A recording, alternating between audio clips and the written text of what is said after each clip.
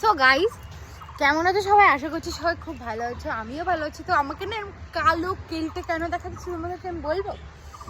এক কথা হচ্ছে, যেহেতু ঠাকুরনগর থেকে সবাই শনিবার এসছে, তো হ্যাঁ শনিবারে সবাই ফিরে এসছে। তো আমাদের এখানে নগর ঘুরে, তো আমাদের যেটা দল, মানে আমার শ্বশুর যে দলে থাকে, ওনারা এসেছিলো এইমাত্র। আমার আর তোমাদের দাদাভাই পুরো মুখে আবিল লেপটে দিয়ে গেছে, সাবান দিয়ে মুখ ধুয়েছি। তো কেন জানি না কালারটা উঠছে না, উঠলেও দেখো এখান থেকে লেগে লেগে আছে। আর অনেকে আমাকে বলেছে যে ববিতা তুমি কেটো না।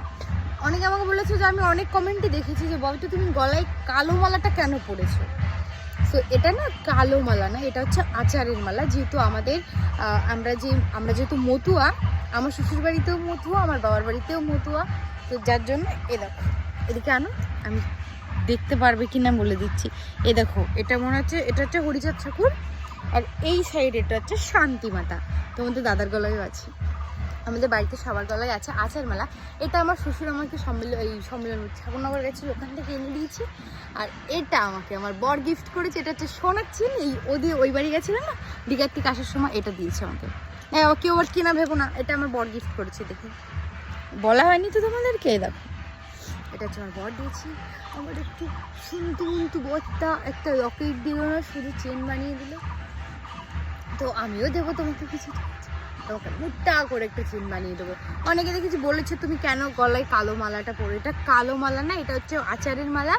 এটা হচ্ছে আমাদের পরার নিয়ম। কদিন আমার গলায় ছিল না, কারণ আমারটা ছিঁড়ে গেছিলো, আর এই অসভ্যটা আমাকে চুরি করে নিয়েছিল। দেখো কেক খাচ্ছে, আমি যেহেতু কেক খাবো না, কারণ আমি শরীরটা প্রচুর খারাপ, জ্বর এসছে, ঠান্ডা লেগেছে, দীঘার থেকে ঘুরেছে না। নাইটি পরেছিলাম, বলছি যদি নাইটি পরো তাহলে বাড়ির থেকে ধাক্কা মেরে বেরো করে দেবো। ঠিক আছে চলো, শাড়ি পরছি। অনেকদিন পর শাড়ি পরলাম বলো, প্রায় 1 বছর পরেই যে বাড়িতে শাড়ি পরে আছি। এমনি আমি কোথাও গেলে শাড়ি টাড়ি পরি, কিন্তু এখন আর বাবার বাড়ি গেলে শাড়ি পরে যাই না, চুড়িদার পরেই চলে যায়। কেন বলো তো, ট্রেনে মেনে ওঠা যায় না না শাড়ি পরে। তুমি বলো,